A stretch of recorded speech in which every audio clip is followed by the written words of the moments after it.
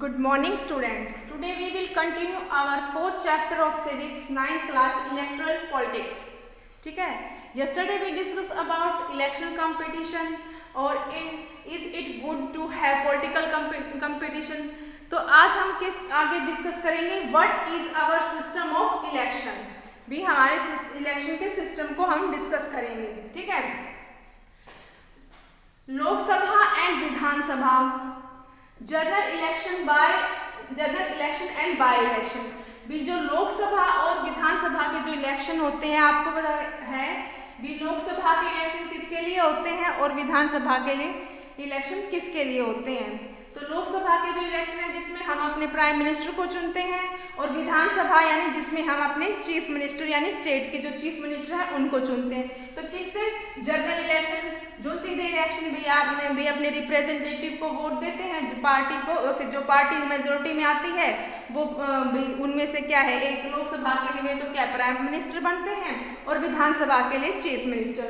और and by election, और by election क्या होता है? बाय इलेक्शन यानी भी वो इलेक्शन का वो होता है जिसमें भी मान लो किसी की डेथ हो जाती है या किसी वजह से कुछ होता है तो दोबारा जो इलेक्शन करवाया जाता है वो क्या होता है? बाय इलेक्शन होता है हमारा. It's clear. अब है इलेक्शन इलेक्टोरल कॉन्सिक्वेंसी. भी जो है हमारा जो इंडिया है उसको हमने भी क्या है कई कॉन्सिक्वेंसी में बांटा हुआ है निर्वाचन क्षेत्र में. तो area based system of representation. भी जो एरिया जो बांटा गया है वो क्या है किसके बेस्ड सिस्टम पर बेस्ड है? रिप्रेजेंटेशन के ऊपर. तो voters living that area elect our representative. और जो वोटर्स उस एरिया में जो रहते हैं और वो ही क्या है अपने रिप्रेजेंटेटिव को जो उस एरिया में जो रिप्रेजेंटेटिव खड़ा है उसको क्या है इलेक्ट करते हैं. 543 कॉन्स्टिट्यूएंसी मेंबर ऑफ पार्लियामेंट. देखो ये हमारा इंडिया है. ठीक है. हमने अपने इंडिया को पूरे इंडिया को कितने कॉन्स्टिट्यूएंसी में डिवाइड किया गया है? 543 में. ठीक है. 543 कॉन्स्टिट्यूएंसी बनाई गई है तो इसमें डिवाइड किया गया है. ठीक है. जो और वो क्या है? Area based system of representation. भी जो मान लीजिए आप जैसे हरियाणा में हैं तो आप क्या है जो हरियाणा में जो रिप्रेजेंटेटिव जो जिस पार्टी का खड़ा होगा तो आप उसको ही रिप्रेजेंटेशन कर रहा है उस एरिया को. किसको? हरियाणा को. तो वो क्या है और जो उस एरिया यानी हरियाणा में जो रहने वाले लोग ही क्या है उसको वोट करेंगे और क्या है अपने रिप्रेजेंटेटिव के तौर पर इलेक्ट करेंगे. तो इसी तरह हमारा जो इंडिया है इंडिया को कितनी कॉन्स्टिट्यूएंसी में डिवाइड किया गया है? 543 में. तो 543 के जो ये इलेक्शन होते हैं जब तो यहाँ से जितने भी मेंबर्स चुन के आते हैं वो क्या कहलाते हैं? जैसे लोकसभा के इलेक्शन के लिए तो वो क्या कहलाते हैं? Member of parliament. ठीक है. जो कॉन्स्टिट्यूएंसी बनाई गई है इनमें से जो मेंबर जो रिप्रेजेंटेटिव चुन के आते हैं वो क्या कहलाते हैं? Member of parliament. ठीक है. एमपी. और कितनी हमारी कॉन्स्टिट्यूएंसी में होते हैं? जैसे 543 पे इलेक्शन हुए हैं और फिर क्या है 2 सीट्स कहाँ पे आई? 2 सीट्स वो हैं जो भाई हमारे जो प्रेसिडेंट यानी 2 एंग्लो इंडियन को नॉमिनेट किया जाता है ये वो है. तो कितने पे टोटल सीट कितनी हुई हमारी? 545. ठीक है. अब है जो और फिर पॉपुलेशन क्या है? पॉपुलेशन यानी जैसे सब में हर एक स्टेट में क्या है पॉपुलेशन अलग अलग है. भी जैसे यूपी है इनमें क्या है इनमें पॉपुलेशन ज्यादा है और जो स्टेट्स हैं जैसे भी इधर है ये मिजोरम है सिक्किम है और जम्मू कश्मीर वगैरह इनमें उनके मुकाबले क्या है पॉपुलेशन कम है. तो पॉपुलेशन के हिसाब से जैसे भी क्या है कॉन्स्टिट्यूएंसी बटी हुई है तो उसमें क्या है पॉपुलेशन के हिसाब से भी क्या है हमारे जो रिप्रेजेंटेटिव आते हैं बन के आते हैं. क्योंकि सब पार्टी अपने अपने रिप्रेजेंटेटिव खड़े जैसे करती है तो उसमें क्या है वो चुन के आते हैं जो कॉन्स्टिट्यूएंसी में बटी हुई. जैसे यूपी की जो क्या है पॉपुलेशन ज़्यादा है तो वहाँ से क्या है रिप्रेजेंटेटिव ज़्यादा आएंगे और किसके मुकाबले जो जम्मू कश्मीर है सिक्किम वगैरह उसमें. तो ये क्या है पॉपुलेशन के ऊपर बेस्ड है. अब same case similar in case of states. जो सेम केस स्टेट में होता है क्या each state has specific number of constituency. बस जो प्रत्येक जो स्टेट है जो हमारे जो स्टेट्स हैं इंडिया की वो भी क्या है स्पेसिफिक कॉन्स्टिट्यूएंसी में क्या है, वो भी कॉन्स्टिट्यूएंसी में बटी हुई है। जैसे हमारा हरियाणा है, हरियाणा को कितने कॉन्स्टिट्यूएंसी में डिवाइड किया गया है, 90 में, ठीक है, 90 कॉन्स्टिट्यूएंसी है हमारे हरियाणा में। तो क्या elected leaders are known as MLA, और जो स्टेट्स में जो इलेक्टेड मेंबर्स लीडर्स आते हैं उनको किससे जाने जाते हैं, एमएलए, यानी एमएलए मेंबर ऑफ लेजिस्लेचर, ठीक है। तो ये हरियाणा से में कितनी कॉन्स्टिट्यूएंसी थी, 90, ठीक है, 90 कॉन्स्टिट्यूएंसी थी। जैसे एग्जांपल है, जैसे हरियाणा में जो पीछे हमने पढ़ा था चौधरी देवीलाल का, जो उन्होंने जो पार्टी बनाई थी लोकदल, तो वो क्या है हमारी कितनी उससे जीती थी, वो 60 से आउट ऑफ 90 में, यानी उसको 90 सीटों में से कितनी 60 सीट मिली थी, क्योंकि क्या है हरियाणा कितनी कॉन्स्टिट्यूएंसी में डिवाइड है, 90 में। तो 90 में से क्या है जो लोकदल थी उसने कितनी सीटें प्राप्त की थी, 60 प्राप्त की थी। तो इसी तरह से क्या है ये हमारे जो सेम सिस्टम कहाँ पर होता है, स्टेट में, और जैसे भी सेंटर में भी ऐसा ही होता है, और सेम वही केस क्या है हमारे स्टेट में होता है, अभी वो कॉन्स्टिट्यूएंसी में डिवाइड होता है, और हर एक कॉन्स्टिट्यूएंसी क्या है वो किसको वो रिप्रेजेंटेटिव करती है, और क्या है जो वोटर है उसको अपने रिप्रेजेंटेटिव को इलेक्ट करते हैं। और स्टेट में क्या है जो लीडर्स है, इलेक्टेड लीडर्स है, उनको किस नाम से जानते हैं, एमएलए से। और जो इसमें क्या है जो सेंटर जो कौन है वो उसमें क्या है मेंबर ऑफ पार्लियामेंट के उसमें जानते हैं।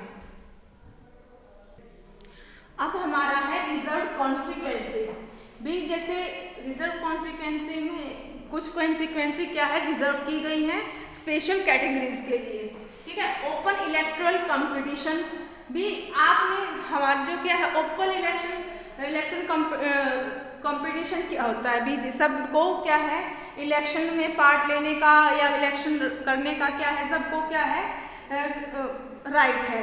तो इसमें क्या है वीकर सेक्शन में not stand a good chance to win, और इसमें क्या है जो वीकर हैं जो कमजोर हैं वो क्या है इसमें उनको क्या है जीतने का कोई चांस नहीं होता।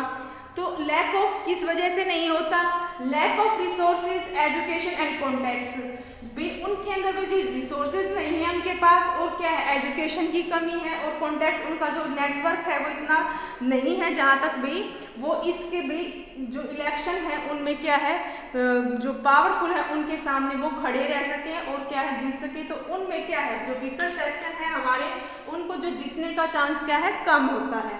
पावरफुल पीपल में prevent them from winning election भी, जो पावरफुल पीपल हैं वो इनको क्या है इलेक्शन में जीतने के लिए क्या प्रिवेंट करते हैं यूज करते यानी उनको दबाते हैं या यूज करते हैं। The system of reserve constituency was introduced भी, इसीलिए जो हमारे कॉन्स्टिट्यूशन यानी जो लीडर्स थे पॉलिटिकल लीडर्स उन्होंने इस सिस्टम को क्या है इंट्रोड्यूस किया है रिजर्व कॉन्स्टिट्यूएंसी को हमारे कॉन्स्टिट्यूशन में। जैसे हमारा इंडिया 543 कॉन्स्टिट्यूएंसी में डिवाइड है, ठीक है। तो उसमें से कई जैसे मान लीजिए उसी कॉन्स्टिट्यूएंसी को क्या है रिजर्व कर दिया गया हमारे पॉलिटिकल लीडर्स के द्वारा। क्यों? क्योंकि वो जो स्पेशल कैटेगरीज हैं जैसे जो हमारे एससी हैं एसटी हैं उनको क्या है डिवाइड किया गया था कॉन्स्टिट्यूएंसी में, तो जो उनको क्या है उनको भी बराबर लाने के लिए क्या है जो हमारे इंडियन जो पॉलिटिकल लीडर्स थे उन्होंने जो कॉन्स्टिट्यूएंसी कुछ कॉन्स्टिट्यूएंसी को क्या है रिजर्व कर दिया है कि भी वहां से स्पेशल कैटेगरी के ही जो है रिप्रेजेंटेटिव होंगे, ठीक है। जैसे हर एक पॉलिटिकल पार्टी क्या है अपने रिप्रेजेंटेटिव यानी जो कैंडिडेट को खड़ा करती है, तो वो क्या है जो स्पेशल रिजर्व कॉन्स्टिट्यूएंसी है उसमें से स्पेशल कैटेगरी के ही कैंडिडेट को वहां पर खड़ा किया जाएगा और उनको रिप्रेजेंटेटिव बनाया जाएगा। तो रिजर्वेशन फॉर एससी और ST number of seats reserve in Lok Sabha, ठीक है। जो एससी और एसटी के लिए क्या है रिजर्वेशन किया गया है शेड्यूल कास्ट और शेड्यूल ट्राइब के लिए, तो किसमें कितनी सीटें रिजर्व की गई है हमारी लोकसभा में।